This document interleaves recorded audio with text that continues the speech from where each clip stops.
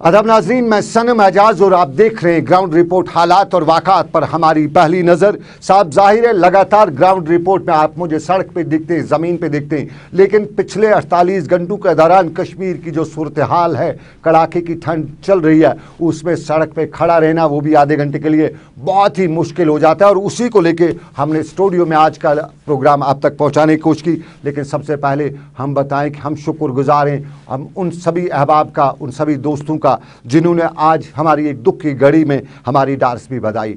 और आपको नाज़रीन बताते चलें, हमारे साथी मीर हिलाल हंजूरी के वालिद आज सुबह श्रीनगर के अस्पताल में इंतकाल कर गए। पिछले कुछ दिनों से उनकी तबीयत ख़राब चल रही थी और आज सुबह उन्होंने इंतकाल हो गया।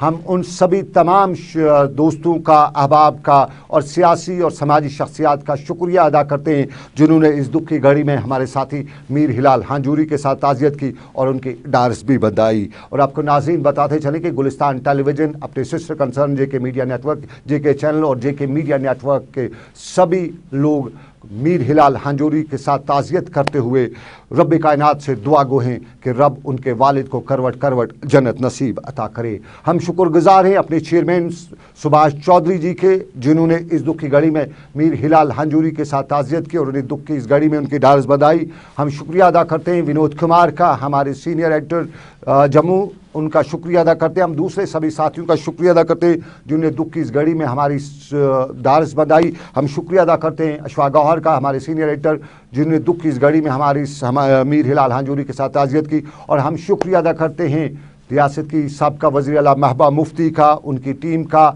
और PDP के दूसरे लीडरान का, जिन्होंने दुख की इस घड़ी में मीर हिलाल हंजूरी के साथ ताज़ियत का इज़हार किया। गुलाम नबी लोन हंजूरी, उनका भी शुक्रिया। और उसके साथ साथ हम शुक्रिया अदा करते हैं national conference leader doctor Farooq Abdullah और उमर अब्दुल्ला का, जिनने दुख की इस घड़ी में मीर हिलाल हंजूरी के साथ ताज़ियत की। और हम शुक्रिया अदा करते हैं बाकी दोस्तों का भी, हम समाजी तंजीमों का, कैजुअल डेली वेजर्स यूनियन के लीडरान का शुक्रिया अदा करते हैं। हम खुर्शीद आलम का भी शुक्रिया अदा करते हैं। और उसके साथ साथ हम अमूर सार्फिन तकसीम कारी के trade union leader Ejaz Ahmad Khan का शुक्रिया अदा करते हैं जिन्होंने दुख की इस घड़ी में मीर हिलाल हंजूरी के साथ ताज़ियत की। हम Srinagar lakes and waterways development authority के VC तुफैल मत्तू का शुक्रिया अदा करते हैं। और उसके साथ साथ श्रीनगर म्यूनसिपल कॉरपोरेशन के कमिश्नर गजनफर अली का शुक्रिया अदा करते हैं जिन्होंने दुख की इस घड़ी में उनके साथ ताज़ियत की और उन्हें डार्स बधाई। लेकिन और भी गम हैं, और ये गम दूसरा है जो हम आपको तस्वीर में दिखा रहे। ये श्रीनगर की डल झील है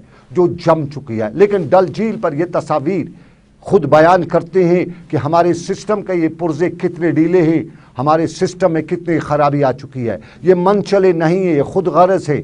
ये वो खुद गर्ज लोग हैं जो इन बच्चों को तस्वीर के लिए स्टंट करवा रहे हैं, इस डल झील की इस जमी हुई बर्फ़ पे इनको चला रहे हैं। ये बच्चे हैं, ये मासूम हैं, ये नहीं जानते हैं कि यहाँ पे अगर कहें बर्फ़, ये जो जमी हुई बर्फ़ है ये टूट गई तो फिर वो झील के अंदर चले जाएंगे, उनका बचना मुश्किल हो जाएगा। लेकिन इनको लेने वाले, वहाँ ले जाने वाले, वहाँ इस चीज़ के लिए इंस्पायर करने वाले जो लोग हैं, उनसे बड़ा जालिम और कौन हो सकता है। ये सिस्टम के जालिमों की कहानी है। हमारे सिस्टम में बहुत कुछ बदला। हमने देखा पहली बार कि यहाँ लेन देन के मामले पर मर्डर भी हुआ है और पिछले दिन हुआ है, 3-4 दिन पहले हुआ है। और ये लोग जो है ये मर्डरर से कम नहीं है जो इन बच्चों को इस डल झील में घुमा रहे हैं। डल झील खतरे वाली है, तहत ऊपर जमी हुई है, लेकिन ये कितनी जमी हुई है इसके बारे में आपको कोई अंदाज़ा नहीं है। हो सकता है आप इस डल झील पर चल रहे हैं, आपका बच्चा चल रहा है और नीचे से ये बर्फ़ टूट जाए तो आपका बच्चा या आप कहाँ जाएंगे।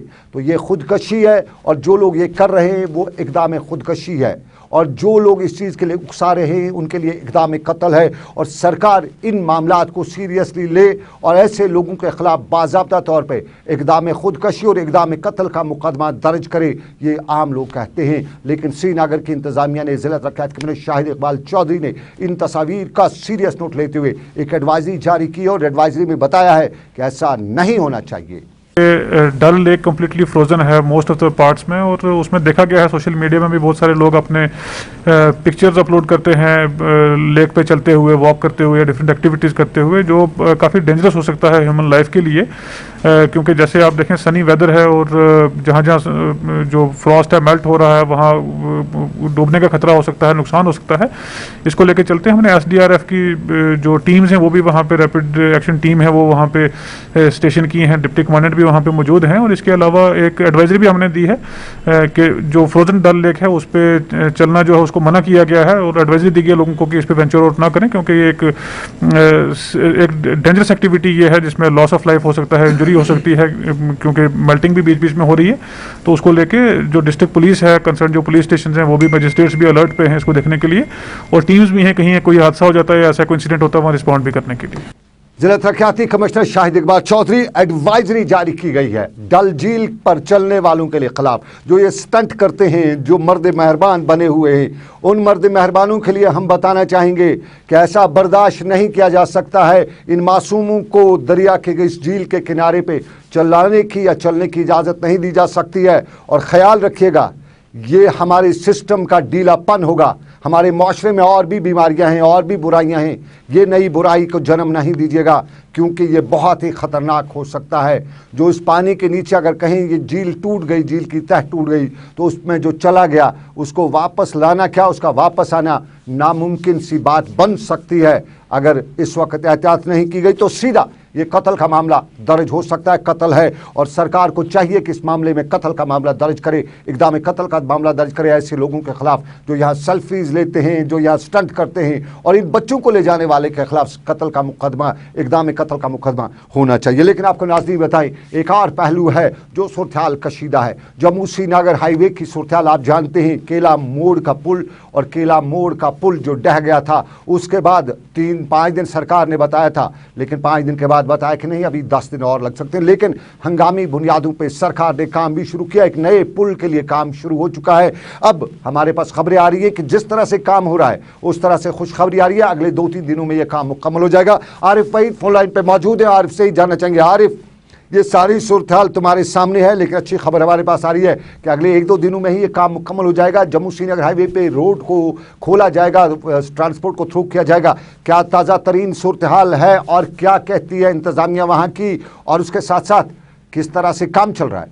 जी बिल्कुल, देखिए सनम सर, अगर कौमी शाहरा की बात करना चाहेंगे प्रेजेंट सिचुएशन में, जहाँ पे यूटी सरकार ने या एडमिनिस्ट्रेशन ने ये टारगेट दिया था कि ये जो ब्रिज जो है इसको 15 दिन तक मुकम्मल किया जाएगा, लेकिन वहीं पे एक ऑल्टरनेट इसे ढूंढा गया है।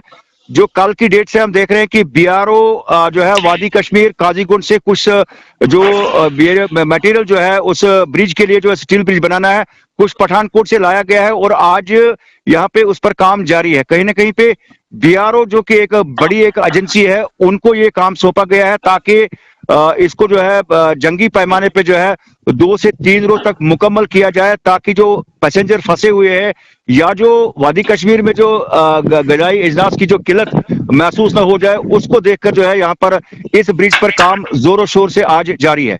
आरिफ, आपने बड़ी अच्छी खबर बताई, 2 से 3 दिन और लग सकते हैं, लेकिन एक चीज जानना चाहेंगे, क्या ये उसी पुराने पुल को रिपेयर करने का काम शुरू हुआ है या कोई नया मुतबादिल पुल बनाया जा रहा है जंगी पैमाने पे?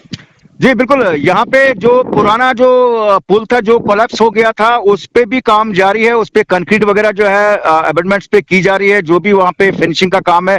तो लेकिन उसमें समय लग सकता है, क्योंकि एक बड़ा ब्रिज वो जो है तैयार करना है, क्योंकि ये उसी सीध में जा रहा है जहाँ पे नया नेशनल हाईवे बन रहा है ट्यूब के एक साथ में। लेकिन यहाँ पे ये जो मटेरियल है ये फिलहाल जो है एक क्लोज कोऑर्डिनेशन एडमिनिस्ट्रेशन और बीआरओ के बीच में जो है इस एजेंसी को चुना गया है, ताकि यहाँ पे सूरत हाल को भी निपटा जाए। क्योंकि 15 दिन का जो टारगेट है ये बहुत ज्यादा है, इससे कहीं ना कहीं हालात जो है यूटी में जो है बिगड़ सकते हैं, ओवर चार्जिंग हो सकती है और बाकी मामला भी पैदा हो सकते हैं, क्योंकि कई बीमार या बाकी जो ऑफिशियल वर्क जितने भी मामला है। लेकिन कहीं ना कहीं पे ये जो इनिशिएटिव लिया गया है इसमें कहीं ना कहीं लोगों को एक बड़ी राहत है कि 15 दिन के बजाय जो है 2 से 3 रोज लोगों को वेट करना है, और उसके बाद इस ब्रिज को जो है इस स्टील ब्रिज को मोटरेबल बनाया जा सकता है, जो कि वादी के लिए आज आप वही आपने अच्छी खबर बताई, लग सकते हैं 2 से 3 दिन, ये सही तौर पे नहीं है, अंदाजा है 2 से 3 दिन लग सकते हैं। लेकिन एक चीज बताइए, क्या अभी भी इस शाहरा पे कुछ मुसाफिर आ जाते हैं, आ रहे हैं, जा रहे हैं जम्मू और श्रीनगर के दरमियान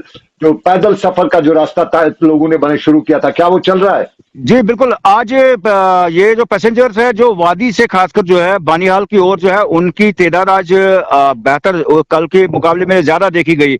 और कहीं ना कहीं थोड़ा रेलवे स्टेशन के साथ में जो है लोग जरूर ये शिकायत कर रहे थे कि हमारी पर्सनल गाड़ियों को जो है केला मोड़ तक इजाजत दी जाए, लेकिन कहीं ना कहीं एडमिनिस्ट्रेशन ने जो फैसला लिया है कि मिनी बसेस और जो टेम्पो ट्रेवलर्स है वही चले, ताकि वहां उस जगह पे जहां पे मटेरियल वगैरह जो है लिया जाता है, या जो रामबन बानिहाल स्टेशन में कई जगहों पे इस बर्फबारी या बारिश से जो है कहीं छोटी छोटी स्लाइड्स या सरफेस को बेहतर बनाना है, उसको देखते हुए वहां ट्रैफिक जामिंग से बचने के लिए फिलहाल यहाँ रेलवे स्टेशन बानिहाल से जो है फिलहाल जो पैसेंजर्स आते हैं चाहे वो पर्सनल गाड़ी लेकर भी आए तो उनको सिर्फ आदेश यहाँ पे है कि टेम्पो ट्रेवलर्स और मिनी बसेस में उनको वहां तक पहुंचाया जाता है केला मोड़ के मुकाम पे, उसके बाद जो है टुवर्ड्स जम्मू ट्रांसशिप करके जी उनको वहां जम्मू के जाने की इजाजत दी जा रही है। चलिए, बहुत शुक्रिया आरिफ वहीद, पूरी जानकारी दे रहे थे। अच्छी खबर है, अगले 1-2 दिन में शायद काम मुकम्मल हो जाएगा।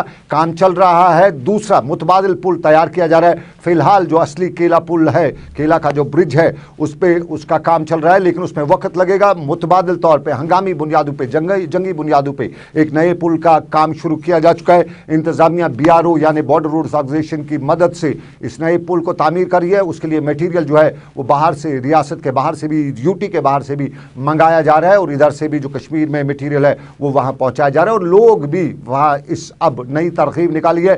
बानिहाल तक कश्मीर से लोग अपनी गाड़ी में जाते हैं, किसी जरिए से जाते हैं, वहां से लोकल ट्रांसपोर्ट के जरिए वो केला ब्रिज तक जाते हैं, वहां केला ब्रिज की डिस्टेंस को पैदल क्रॉस करते हैं और उस तरफ से गाड़ियों में बैठ के जम्मू चले जाते हैं। यानी जिनको मजबूरी है वो इस नए तरीकों को इस्तेमाल कर रहा है, या जम्मू से कोई आता है तो वो इस तरह से काम कर रहा है। लेकिन फिलहाल आपसे गुजारिश करेंगे कि इस तरह का मत कीजिएगा, 1-2 दिन और इंतजार कीजिएगा। जम्मू श्रीनगर हाईवे की सूरत हाल जो है अभी ठीक नहीं है, आपको तकलीफ हो सकती है। 1-2 दिन और इंतजार सही, इधर वाला इधर रहे, जम्मू वाला जम्मू रहे, अगर हो सकता है इंतजार कर सकते हैं तो वो भी कीजिएगा। लेकिन जम्मू श्रीनगर हाईवे के बंद होने के साथ ही कश्मीर में अक्सर कहा जाता है कि नाजायज़ मुनाफाखोरी अरूज पर आ जाती है, और हमारे सिस्टम में बहुत से नाजायज़ मुनाफाखोर हैं, बहुत से नाजायज़ तरीके से कमाने वाले लोग हैं, और इस चीज़ का फ़ायदा भी उठाते हैं। श्रीनगर के बाज़ारों में हमने देखा था कि कल मंदी चल रही थी। मंदी मतलब पैसे ज़्यादा लिए जा रहे थे, बाज़ार मंदा नहीं था बल्कि ज़्यादा एक्स्ट्रा पैसे लिए जाते थे। हम ये कह सकते हैं कि दाम बहुत थे, प्याज 50 से ऊपर चल रहा था, कोई भी चीज़ 50 से कम नहीं मिल रही थी। वो चीज़ जो 10 रुपये में यूजुअली होती थी आज की डेट में 50 की कीमत पे चल रही है। मुर्गे खाने से फिलहाल सरकार कहती है परहेज़ करिए, गोश्त मिलता नहीं है, और इस सारे के बीच में सब्जियां जो हैं उनके दाम बहुत है। लेकिन जिला तरक्याती कमिश्नर श्रीनगर शाहिद इकबाल चौधरी से हमने यही सवाल आज उठाया और उनसे पूछा कि क्या है सूरत हाल बाजार की, और एसेंशियल कमोडिटीज़ के साथ साथ तेल, डीजल, पेट्रोल, उसकी क्या सूरत हाल है, कितना सरकार उस पर काम करी है। शाहिद इकबाल चौधरी ने बताया कि सूरत हाल कंट्रोल में है, फिलहाल कंट्रोल में है। उसमें हमने कल भी डिटेल शेयर की थी कि कितना हमारे पास अभी राशन, वेजिटेबल या फ्यूल वगैरह की जो अवेलेबिलिटी यहाँ पे है, अभी उस किस्म का क्राइसिस भी नहीं है। उसके साथ साथ जो हमारी टीम्स हैं कंज्यूमर अफेयर्स की और रेवेन्यू की, उन्होंने आज भी मार्केट इंस्पेक्शन की है, कल भी वो दिन भर कर रहे थे। तो इसमें हमारा एफर्ट रहेगा कि किसी किस्म की प्रॉफिटेरिंग या होर्डिंग ना हो। और जैसे अभी स्टेटमेंट भी आपने देखी है ऑफिशियल के 16 के बाद एक 1 वे ट्रैफिक रिस्टोर करने की उम्मीद है वहाँ से हमें, तो उसमें सप्लाईज जो है फर्दर आ जाएंगे। सूरत हाल फिलहाल कंट्रोल में है। शाहिद इकबाल चौधरी जिला तरक्याती कमिश्नर श्रीनगर, और उनसे साथ ही उनसे बात की, हमने पूछा उनसे ज़मीनी सूरत हाल।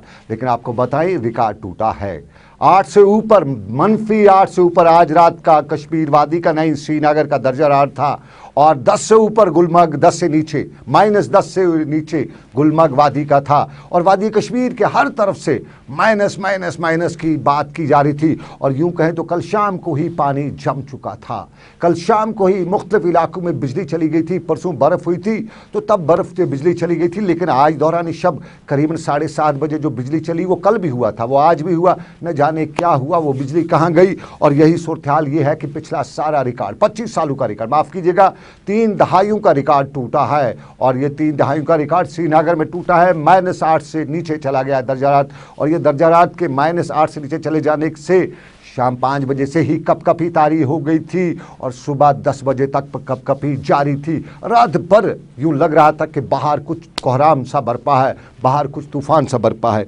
इरफान फाजिल इस सारे पे नजर रखे, और इरफान फाजिल ने मेट डिपार्टमेंट से यानी मौसम महकमे से जब पूछा तो बताया कि फ़िलहाल अच्छी उम्मीद है, बर्फ़ नहीं होगी, लेकिन ये भी उन्हें बताया कि इस महीने के आखिरी दिनों में एक बार फिर जोरदार बर्फ होगी। चिले कलान के बाद हो सकती है, लेकिन उससे पहले चिले कलान चल रहा है और चिले कलान में सबके को चिले पे बिठा दिया। इरफान बता रहे हैं कि क्या है सूरत-ए-हाल मौसम की। वादिये कश्मीर का मौसम और मौसम के साथ साथ कई सारी चीजें आजकल दिखाई दे रही है। एक जानिब अगर बात करें चिले कलान और चिले कलान का ये 40 दिन का कहर, और इसी कहर के बीच अगर देखा जाए तो रात का तापमान जो है -8 के करीब पहुंच चुका है, जिससे काफी ज्यादा मुश्किलात जमीनी सतह पर दिखाई देने लगी है। डल झील के हवाले से बात करें तो डल झील के मनाजिर आज कुछ अलग ही है, जबकि अब डल झील पर चलना फिरना भी शुरू हो गया है। सरकार की जानिब बात करें तो डिप्टी कमिश्नर की तरफ से एक नोट भी जारी किया गया है, क्योंकि ये डेंजरस या खतरात पैदा हो सकते हैं, डल झील पे ना चले, क्योंकि इसके लिए सख्त मना किया जा रहा है। मगर हमें आज वो दिन भी याद है कि जब हम बचपन में सुना करते थे इस डल झील में, जबकि इस तरीके के वाक़ात होते थे या जब झील जम जाती थी तो जीप भी चलाई जाती थी और हॉकी मैच भी खेला जाता था। फिलहाल ज़मीनी सतह पर हम कह सकते हैं ठंड के साथ साथ हल्की हल्की धूप वादिये कश्मीर में दिन ढलते ही खिल जाती है, मगर इसका मानना है कि मौसम जो है अभी खुशगवार है, यानी खुश्की जो है वो काफ़ी ज़्यादा है और लगातार 4 दिन तक मौसम ड्राई भी रहेगा। मेट्रोलॉजिकल डिपार्टमेंट की तरफ से ये भी बताया जा रहा है कि अगले 27 तारीख के बाद हेवी स्नोफॉल वादिये कश्मीर में 2 दिन तक हो सकती है। फिलहाल इस वक्त ज़मीनी सतह पर मुश्किलात लोगों के काफ़ी ज़्यादा बढ़ गए हैं। गैस, खाने पीने की चीज़ों में किल्लत या साथ ही साथ पानी की मुश्किलात लगातार इस मौसम की मार से जुड़ी हुई है। फिलहाल इस तरीके का मौसम और इस तरीके की जो मौसम की मार है 25 सालों के बाद वादिये कश्मीर में दिखाई देने लगी है। With video journalist Abid Qadir के साथ सईद इरफान फाजिल, गुलिस्तान न्यूज़, श्रीनगर, कश्मीर। बहुत शुक्रिया इरफान ने पूरी जानकारी दी। लेकिन नाज़रीन आपको बताते चलें, दर्द दिल का मामला कश्मीर में बहुत कुछ देखने को मिल रहा है और यूं कहें तो हार्ट अटैक के बहुत से केसेस। और अनंतनाग में आज मुकामी लोगों ने नारेबाजी भी की, मुजाहरा किया, बताया कि दर्द दिल का मुआलिज अनंतनाग के अस्पताल में नहीं है और इस चीज़ को लेकर लोगों ने नारेबाजी की। इंतजामिया को बताया कि ये जो हालात इस वक्त है, इन हालात में एक स्पेशलिस्ट डॉक्टर की ज़रूरत है और ये स्पेशलिस्ट डॉक्टर के होने से बहुत सी जानें बच सकती हैं। लेकिन अनंतनाग के ज़िला अस्पताल में डॉक्टर नहीं है, दर्द दिल का मुआलिज वहाँ पे नहीं है और यूं वहाँ के लोगों ने नारेबाजी भी की, मुजाहरा किया और हमने इंतज़ामिया से भी ये बात पहुँचाई। इंतज़ामिया का जवाब भी आया। लोग क्या कहते थे, इंतज़ामिया कहती है, दिखाते आपको। दूर से आए सवेरे 7 बजे से और यहाँ पर एक ही डॉक्टर है और वहाँ मौका भी नहीं रहता और दूसरे जो आगे वाले हैं अपने को छोड़ते हैं। तो सवेरे 7 बजे से लगभग 2:30 बज चुकी है। अभी जो हमारा बीमार अभी अंदर गया है। कौन सा डॉक्टर? एक ही हार्ट का डॉक्टर जो है एक ही। तो उसके साथ बहुत प्रॉब्लम है। उधर से ये लोग क्या काम करते हैं, अपने को जो रिश्ते में आते हैं उनको पहले छोड़ते हैं। जो हम गरीब लोग जो जंगलों के रहने वाले, हमारा जहाँ की फाइल है वहाँ पड़ी रहती है। और सर यहाँ पे बाथरूम का कुछ मसला, बाथरूम भी यहाँ नहीं है, यहाँ पे कुछ चीज़ है नहीं है। ये जो सुपर स्पेशलिटी की बात है, यहाँ पे जो बेसिक कार्डियोलॉजी की फैसिलिटी है और जो हमारे फिजिशियन दोस्त हैं, हमारे कॉलीग्स हैं, फैकल्टी मेंबर्स हैं, वो भी they also trend in basic cardiology, उसकी सर्विस यहाँ पे मिलती है। ये एडवांस कार्डियोलॉजी की ये आप बात कर रहे हैं, एडवांस कार्डियोलॉजी की इस वक्त हमारे पास अवेलेबल नहीं है, लेकिन in due course of time जैसे मेडिकल कॉलेज ग्रो हो जाएगा वो भी इस्टेब्लिश हो जाएगा। क्या रिकमेंडेशंस रहेंगी? एक तो हमने पहले ही गवर्नमेंट को लिखा है कि जहाँ पे फैकल्टी मेंबर जो स्ट्रेंथ है उसको बढ़ना चाहिए, उसके लिए उनको पोस्ट क्रिएट करने पड़ेंगे। हमने उनसे गुजारिश की है। I think it will take some time, definitely ये हो जाएगा। चलिए, ये अनंतनाग की बात। लेकिन आपको नाजरीन हम लगातार बता रहे हैं कि इस बर्फबारी के दौरान बहुत से डिपार्टमेंट्स के पुर्जे सामने आए। कितनी उनमें दमखम है, कितना उनमें ताकत है, कितनी उनमें ताकत है, कितना उनमें दमखम है, ये इस बर्फबारी से मालूम भी हुआ। हमें बिजली डिपार्टमेंट के दमखम का भी मालूम हुआ, हमें बाकी डिपार्टमेंट्स का दमखम भी मालूम हुआ, हमें बिजली बर्फ़ हटाने वाले महकमों इदारों का भी दमखम मालूम हुआ। लेकिन इस दमखम के दौरान अगर हमने बिजली को रेस्टोर होते देखा तो हमने कैजुअल और डेली वेजर को सर फहरिस्त देखा, फ्रंट लाइन पे देखा। हमने पानी को रेस्टोर होते देखा तो हमने उनके ही डिपार्टमेंट के यानी पीएचई के कैजुअल डेली वेजर को देखा और हमने देखा कि जो परमानेंट मुलाजिम हैं वो कम कैजुअल डेली वेजर बहुत ज़्यादा फ्रंट लाइन पे काम करे थे और आपकी बिजली रेस्टोर करे थे। और आज इन्हीं बिजली डिपार्टमेंट के पीडीएल और टीडीएल का मुजाहरा भी श्रीनगर में उनके दफ्तर के बाहर था। और मुजाहरे की साफ वजह है कि इतना काम करने के बावजूद भी बकौल उनके साथ नाइंसाफ़ी हो रही है। वक्त पर उन्हें तनख्वाहें नहीं दी जा रही हैं, उन्हें उस ग्रेड में नहीं लिया जा रहा है जिसके वो हकदार हैं। उनका इल्ज़ाम है कि बेसिक मिनिमम वेज जो सरकार का कानून है वो भी उन्हें नहीं दी जा रही हैं। और अफसरशाही तो हर वक्त उनके सर पे नंगी तलवार लटकती रहती है। हर बार धमकी उन्हीं को मिलती है, नौकरी से निकाले जाने का उन्हें हर वक्त खदशा रहता है। और इसी चीज़ को लेकर आज वो नारेबाजी कर रहे थे। अभी हमारी जो प्रोटेस्ट है ये हमारे पीडीडी एडमिनिस्ट्रेशन के खिलाफ है, जो कि हमारे रेगुलराइजेशन ऑर्डर्स नहीं निकाल रहे हैं, जबकि डीपीसी हमारी 2019 को हुई है। दूसरा पॉइंट हमारा है कि हमारे जो भाई हैं जिनका ऑर्डर पेंडिंग है उनकी रिलैक्सेशन में फाइल गई हुई है, 3 सालों से ऑर्डर नहीं निकल रहा है। हमारे लड़कों की पेंडिंग वेजेस हैं जो नहीं निकल रही है। एनओके से हमारे डिसीज्ड भाई जो हैं, जो पावर हादसा का शिकार हो गए हैं, वो लुकमा अजल हो गए हैं, उनके जो किन्स हैं उनकी सैलरी वागुजार नहीं हो रही है। ये बिजली का बहरान है और बिजली का बहरान वादी कश्मीर में भी है, जहां कैजुअल डिलीवेजर बहरान को लेकर नारेबाजी भी करे थे।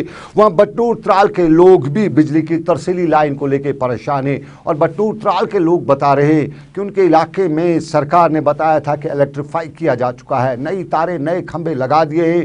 सोशल मीडिया से लेके व्हाट्सअप और उसके साथ साथ जो सरकार का पोर्टल है उस पर भी लिखा गया है कि सभी इलाके इलेक्ट्रीफाई हो चुके हैं, 100% इलेक्ट्रिफिकेशन हो चुकी है। लेकिन अगर वाकई में सरकार की कथनी और करनी है तो ये फर्क क्यों? बटूर के इलाके में तरसीली लाइन कहां से गुजर रही है, किस तरह से इलाके के लोगों के लिए खतरा बनी हुई है, तस्वीर खुद बता रही है। और बिजली का मामला, बिजली की प्रॉब्लम हर जगह से, हर तरफ से आ रही है। बिजली का बहरान है और उसी बहरान में आपको नाज़रीन बताते चले कि श्रीनगर के कमरवारी के इलाके में, खासतौर पर कमराबाद के इलाके में पिछले 48 घंटों से बिजली नहीं है। और उसके विटनेस हम भी हैं। और इन 48 घंटों के दौरान हमने सिर्फ कल शाम को 7 से 7:30 यानी 7:40 तक बिजली को देखा।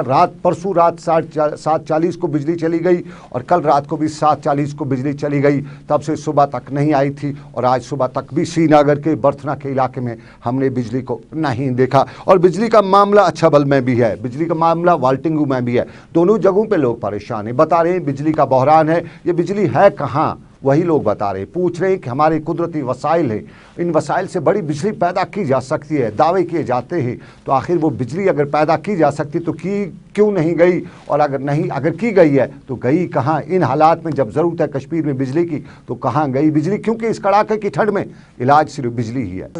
पोल मसला बिड़न पे तार लगी, ये बिड़ हो अगर फोटो लिखो ये बिड़ योर ग्राउंड पे लगे तार। अस कर चक्कर 3 वरी गए गसन वोर पे त्राल पे वो रात में डी साहबन लिखित तम तोर फोन दोपस करो मसला हल कोर वन कहें। अत 3 वरी 4 वरी गए लड़ान कागज लेखन दिवान कहें। गोच गुजारिश में आला हुकामन यह कि अगर पावर शेड्यूल मुताबिक तुम कर मेहरबानी तो शेड्यूल मुताबिक पावर बेहद पत्म 1 रेत 1.5 रेत पे कईबल ये मोहल्ला अत ट्रांसफार्मर खराब। अगर गुजारिश कर महकमस सह ट्रांसफार्मर ना अन्न कह मेहर कर आला हुकामन कि अस ग पावर कटवती बराबर ये शेड्यूल तमी मुताबिक पावर रोजन बेहद गोस कईबल ट्रांसफार्मर यून अन्न। ये सिस्टम का एक पहलू, लेकिन हमारे सिस्टम का बाबा आदम ही निराला कुछ है। बिजली की बिल आती है, बिजली इस्तेमाल की जाती है, बिजली की तारें लगाई जाती हैं, लगाई गई हैं, कई जगहों पे लगाई गई हैं जुगाड़ी से ही, लेकिन बिजली की तारें होती है। लेकिन जिस इलाके में, जिस गाँव में पानी की पाइपें ही ना हों, वहाँ पानी के बिल डालना, वहाँ के लोगों से पानी का बिल वसूल करना कहाँ का इंसाफ है? मैं बात कर रहा हूँ वादी लुलाब के अंदर बुग के गाँव की, जहाँ पे बिजली की अभी तक पानी की पाइपें नहीं बिछाई गई है। वाटर सप्लाई उस इलाके को, उस गांव को नहीं दी गई है। लेकिन वाटर सप्लाई की पाइपें न होने के बावजूद भी वहां के लोगों को पीएचई डिपार्टमेंट ने बिल्स दे दी है। उनको बताया गया कि एवरेज एक घर की 2-2 हज़ार के करीब बिल आया है पानी का, वो उनको जमा कराने का बताया गया है। तो वहाँ के लोग हमें यही बता रहे थे कि आखिर ये क्या मामला है, पानी पीएचई की पाइपें बिछी नहीं हैं, पीएचई का रिजर्वायर है ही नहीं उनके इलाके में, तो फिर ये पानी का बिल कैसा, ये बात ये लोलाब के अंदरबुक के लोग बता रहे थे।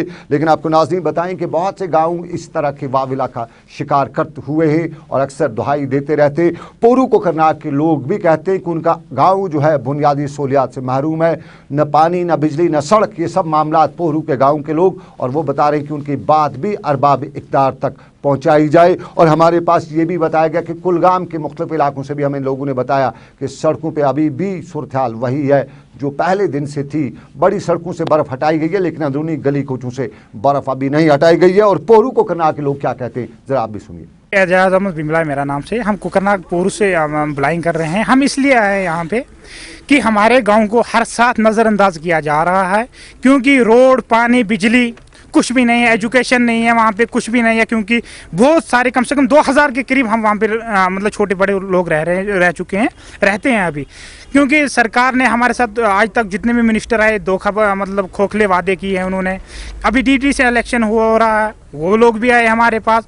हम सरकार से यही अपील करना चाहते हैं कि हमें मेन प्रॉब्लम जो है और हमारे ग्रीवेंसेस है और डिमांड है सिर्फ रोड की। हमारे इतनी मुसीबत, कोई हैंडीक्राफ्ट है, बूढ़ा है, बच्चा है, मुसीबत आ रही है, हम कहाँ चलेंगे? राशन नहीं है हमारे, पानी नहीं है, कुछ नहीं है, रोड नहीं है तो कुछ भी नहीं है। तो हम एडमिनिस्ट्रेशन और गवर्नर इंतजामिया से ये रिक्वेस्ट करते हैं क्योंकि रोड हमारी जो है वहाँ पे रोड को बनाया जाए और उसके बाद जो हमारी बाकी प्रॉब्लम है उनको भी नज़र मतलब किया जाए क्या प्रॉब्लम है वहाँ पे क्या नहीं है। चलिए, पोरू कोकरनाग के लोग बिजली के बहरान का शिकार और उसके साथ साथ पानी और दूसरे मसाइल, और पोरू कोकरनाग के लोग कहते हैं कि उनके मसाइल अरबाब इक़्तिदार तक पहुंचाए जाएं। हमने कोशिश की, अरबाब इक़्तिदार की जिम्मेदारी, लेकिन हमारे पास खबर ये है कि राशन इन दिनों नहीं मिल रहा है। श्रीनगर में बहुत से राशन कार्ड के आसपास के लोगों ने हमें बताया कि उन्हें राशन नहीं दिया जा रहा है। हमने हुकाम से बात की तो मालूम हुआ कि ये राशन न दिए जाने का फैसला या सिलसिला आधार कार्ड के बीच में फंसा हुआ है, क्योंकि आधार कार्ड में कहीं ना कहीं ख़राबी है, नाम एक है, वालिदैन दूसरे का नाम है। तो ये जो मेल जो सही तौर पर आधार कार्ड और राशन कार्ड नहीं खा रहा है, उसकी वजह से बिजली ये बहरान पैदा हुआ है, राशन नहीं दी जा रही है। और हुकाम कहते हैं कि राशन देने के हवाले से बात बड़े अहदेदारों से करनी चाहिए। हमने कमिश्नर सेक्रेटरी सिमरनदीप से बात करने की कोशिश की थी, फ़ोन उनसे नहीं लगा या नहीं उठाया गया उनका, वो अलग बात, लेकिन हमने कोशिश की थी, हम इस कोशिश पे लगे हुए। लेकिन वादी कश्मीर में इस वक्त एसेंशियल कमोडिटीज़ की क्या सूरत हाल है, बता रहे अमूर सार्फिन व तक़सीम कारी के डायरेक्टर। ये NFSA जब से लागू है, नेशनल फूड सिक्योरिटी एक्ट, तो उसमें एक मैंडेटरी चीज़ ये है कि POS मशीन के थ्रू राशन दिया जाता है। POS मशीन तब तक एक्सेप्ट नहीं करती है जब तक बंदा वहाँ अंगूठा ना करे, फिंगरप्रिंट ना दे दे, और फिंगरप्रिंट उसी का एक्सेप्ट होगा जिसको आधार लिंक होगा। तो this is not a new thing, ये बिल्कुल ऑलरेडी चल रहा हुआ। हाँ, कोविड के दौरान 1-2 महीने इसको हमने थोड़ा सा सब्स्यूम कर दिया था, लेकिन उसके बाद फिर हमने लोगों से रिक्वेस्ट की कि ये ऐसा है। अब किसी के घर में 10 आदमी हैं, 8 आदमी है, 8 में से उसने 2 का राशन ये आधार कार्ड दिया है, 6 का भी ढूंढता है राशन, तो हमने उनको रिक्वेस्ट करी बार बार कि मेहरबानी करके बाकी के भी जमा कर दीजिए ताकि आपको राशन मिले, क्योंकि हमें गवर्नमेंट ऑफ इंडिया उसी बेसिस पे वहाँ से राशन देता है। सर, यहाँ बहुत सारे लोग ऐसे हैं जिनके पास अभी भी आधार कार्ड नहीं है। हाँ, ये बात आपकी सही है, लेकिन फूड एंड सप्लाई डिपार्टमेंट जो है वो 2011 सेंसस जो है उसके बेसिस पे राशन देता है, और 2011 सेंसस के मुताबिक तमाम लोग एनरोल हो गए हैं आधार में। जो नए बच्चे हैं उनमें से कोई हो सकता है कोई परसेंटेज किसी डिस्ट्रिक्ट में ज़्यादा किसी में कम, लेकिन 2011 सेंसस पूरी कवर्ड है।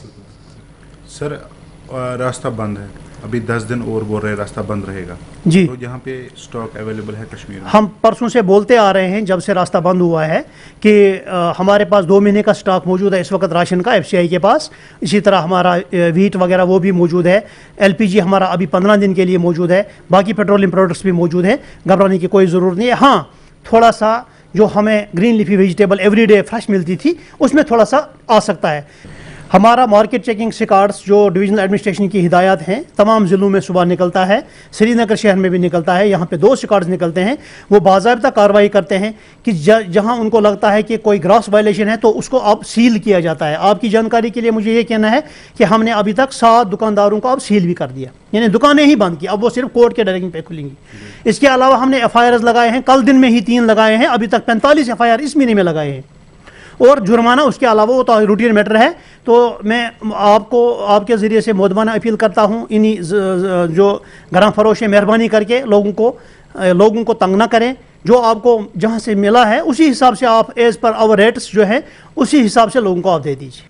चलिए, हमारी वादी की सूरत हाल और वादी की सूरत हाल में इस वक्त खाने पीने की अशिया में अभी किल्लत नहीं है, पेट्रोल डीजल मिल रहा है, लेकिन जिस तरह जम्मू श्रीनगर हाईवे की सूरत हाल है उस तरह कभी कभी मन चले नाजायज़ मुनाफाखोर और लूट पार करने वाले कोशिशें करते रहते हैं। उन पर कंट्रोल लगाम लगाने की ज़रूरत है। अमूर सार्फिन व तकसीम कारी के डायरेक्टर ने भी इस सारे मामले पर नजर रखी है। लेकिन फिलहाल बताएं, अभी तक का ग्राउंड रिपोर्ट यहीं पे ख़त्म हुआ चाहता है। मुझे मेरे साथी आबिद कादिर के साथ दीजिए इजाज़त, इस वादे के साथ कि रब्बे कायनात की रही मर्जी, आपसे फिर करेंगे मुलाकात। आप रखिएगा अपना ख्याल। अल्लाह आपका मेरा सबका निगहबान हो। अल्लाह हाफ़िज़।